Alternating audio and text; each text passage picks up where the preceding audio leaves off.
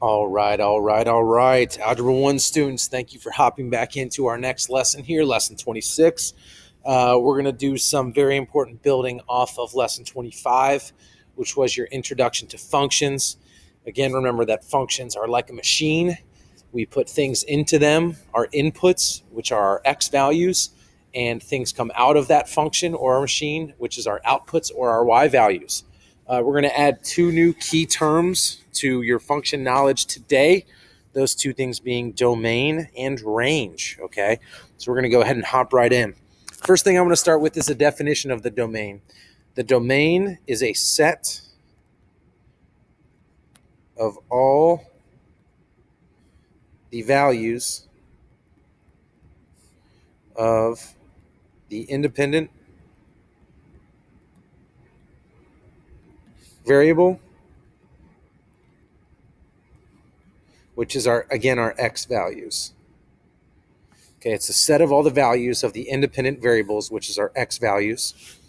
And the range, you might guess this based on our previous definition, the range is the set of all the values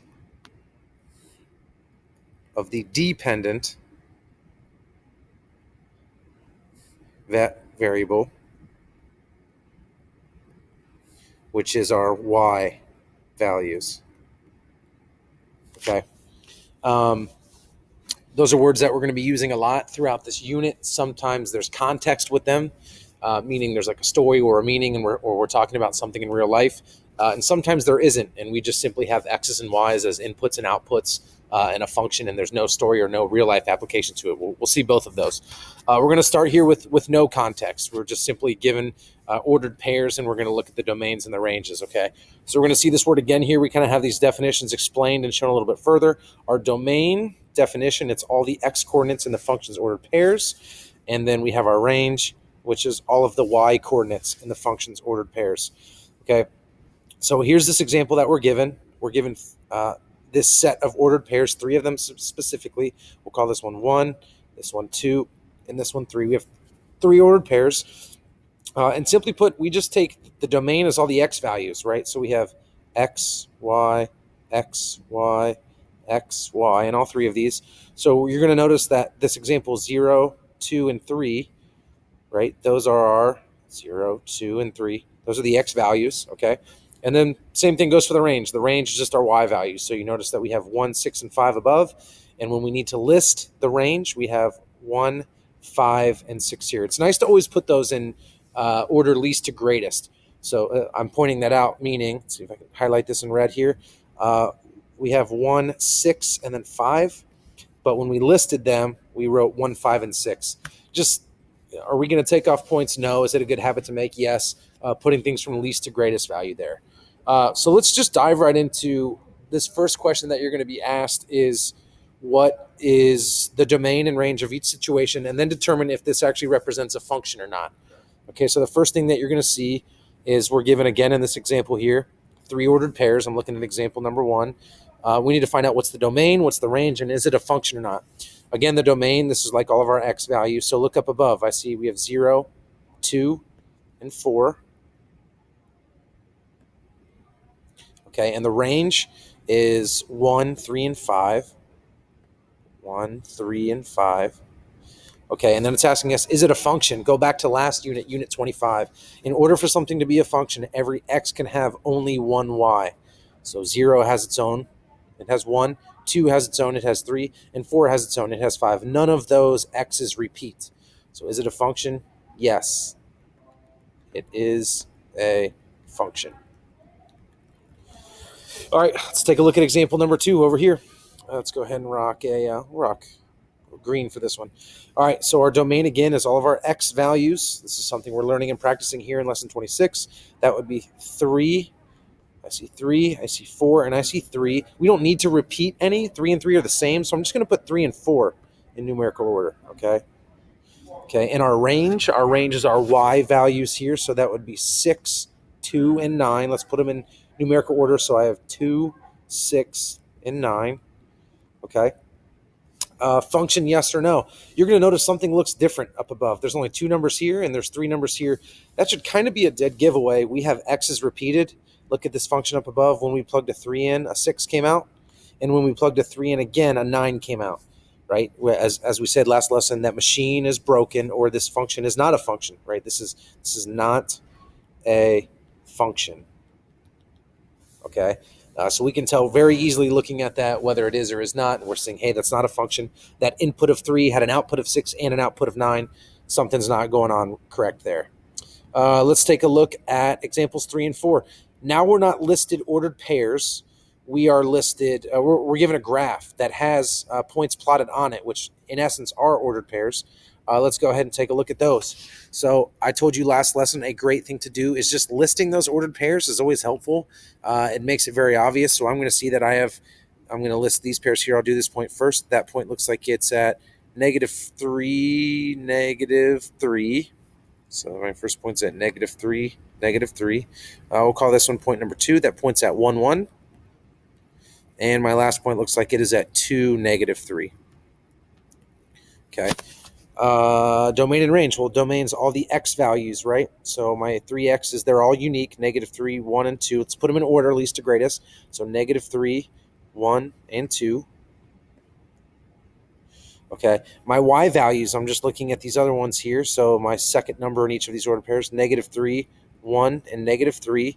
Just list them. There's a repeat of -3. Let's list it just once. -3, comma, 1. Okay, that's my whole set of my range. Again, this one looks similar in essence to problem number 2, where there's only 2 outputs. There's only 2 for my range. But what's not affected is, again, every input needs its own individual output. None of these 3 inputs were repeated. Each one of these has its own unique output. So because of that, we can say, yes, it is a function. There are several mathematical ways where I could get -3 after plugging in a -3 or a 2 into a machine, okay? But the opposite can't be said. And again, we talked about that vertical line test. So if I look at that vertical line, which is shapes. If I made a line here, right, if it'll let me, oh, that's white. If I made a vertical line, oh, that is, it's reduced possibly. Let's see. Can I make that real thin? We're going to get rid of that one, and we're going to put a new one back in here so I can show you this vertical line. It's going straight up and down. If I want to drag that, will it let me? I don't know if it's going to let me. Will it let me click on that? Oh, it's not going to let. Oh, it is going to let me. It only passes through this first point. It's only touching 1 point. It's only touching 1 point, and it's only touching 1 point. There's never any x's with different y's. There's never any inputs with different outputs. So we're going to save that thing and use it here on problem number 2 as well. All right, so let's go ahead and hop into problem number 4. We have these 3 points here. I'm going to write them in order. So this one looks like it's at -1, 3. This next one here looks like it is at -1, -2.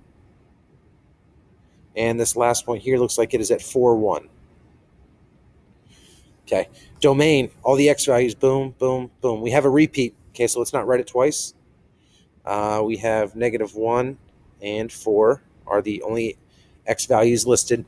And then our range, our y values, or our outputs are 3, -2, and 1. Let's put them in order. -2, 1, and 3. Okay, so what do we notice? We got to figure out, is this thing a function or not? We saw right here, -1 was plugged in, and that produced a 3.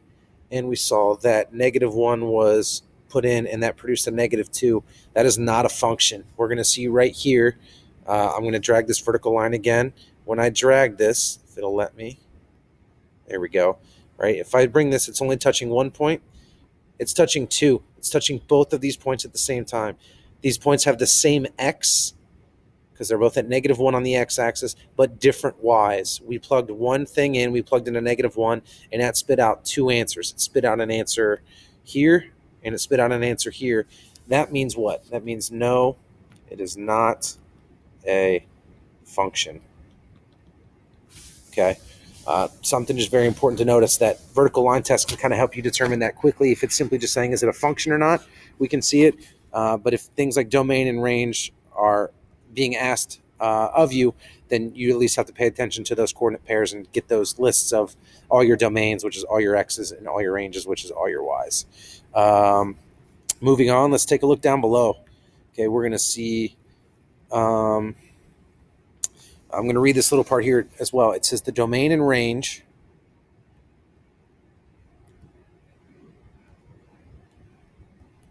of functions are often assumed to be all real numbers, meaning that any number can be positives, negatives, decimals, things like that. It says, in some cases, however, the domain and range might only be a set of all real numbers. Okay, well, what does that mean?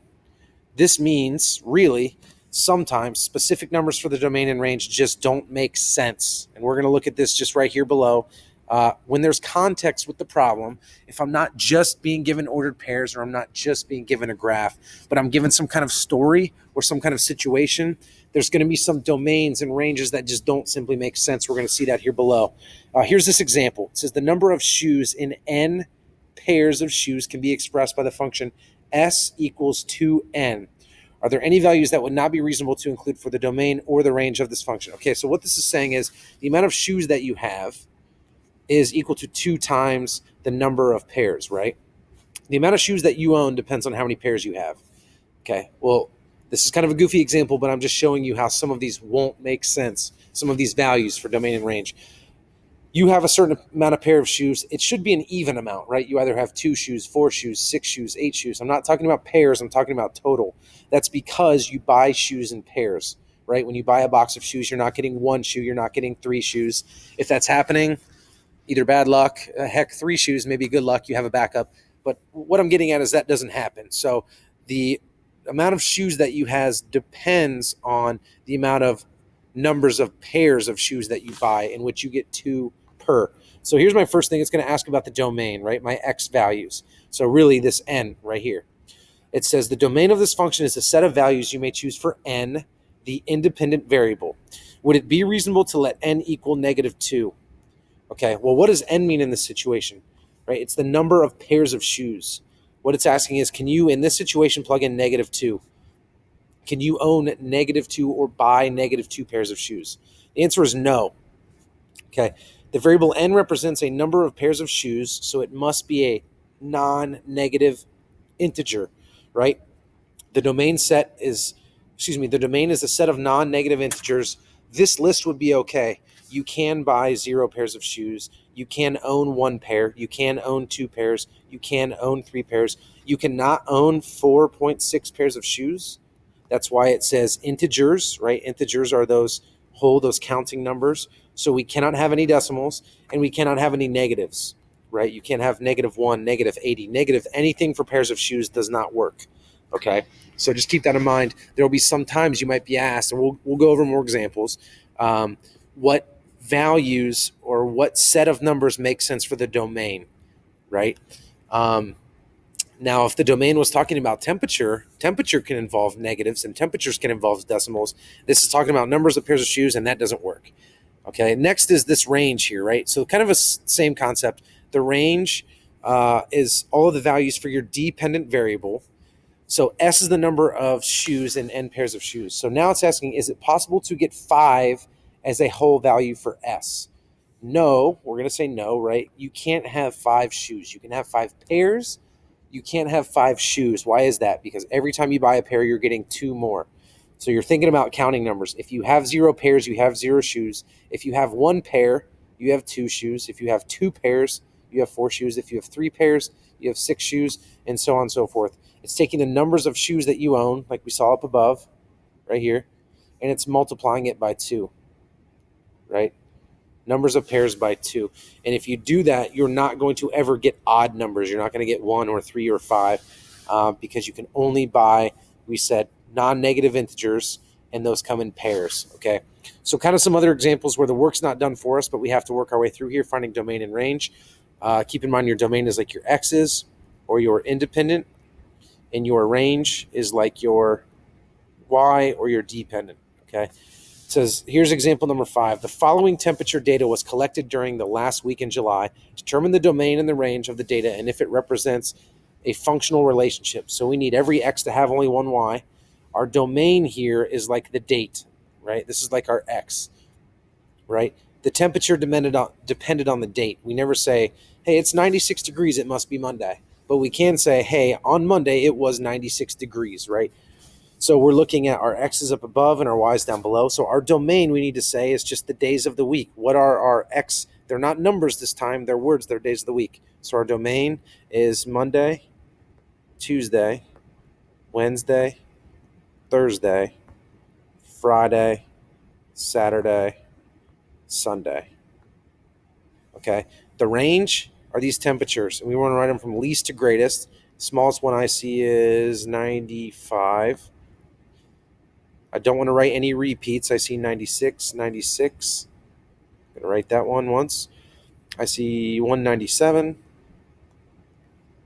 I see 98, 98. And I see 100. Okay, that's our list of our range, our output, or our dependent variable, our Y. That's all these things. Is that a functional relationship? Well, does each input produce its own output? Well, there's only one Monday, there's only one Tuesday, there's only one Wednesday, there's only one Thursday, there's only one Friday, only one Saturday, only one Sunday. So yes, it is. It is a functional relationship, right? If I had Monday written twice with two different temperatures, right, for the set of data we were given, I realized that there's many more than just one Mondays, right? Every 7 days it comes back again. But in the data we were given, this is a functional relationship. Okay, let's look down below. We have a different scenario here. Number 6 says Dale kept track of the number of sacks he had in each football game, determine the domain and range of the data, and if it represents a functional relationship. So we're going to say our game is our X variable or our domain, and our number of sacks is our Y variable or our range, okay? So it looks like all of these games is just consecutive. Game 1 to 2 to 3 to 4 to 5 to 6 to 7, 8, 9, 10, right? So we're going to say the domains are just those numbers: 1, 2, 3, 4, 5, 6, 7, 8, 9, 10. And our range, right? What's the smallest number? I see a 4. I see a 5. I see there's a 6. There's a 7. There's an 8. There's a 9. There's a 10. An 11. A 12. And a 13. So it looks like he had a different amount after each game. Okay, so is this a functional relationship? It should be pretty obvious again. Yes, it is. Each game, he had his own individual number of sacks. Game 1, he had 6. Game 2, he had 7. Game 3, he had 5 more. It would be really weird if, again, here at the end, it said 2 and 10, which would mean that, hey, in this game 2, he had 7 sacks, but also in game 2, he had 10 sacks. That can't happen. In each game, you can only have a certain amount of sacks.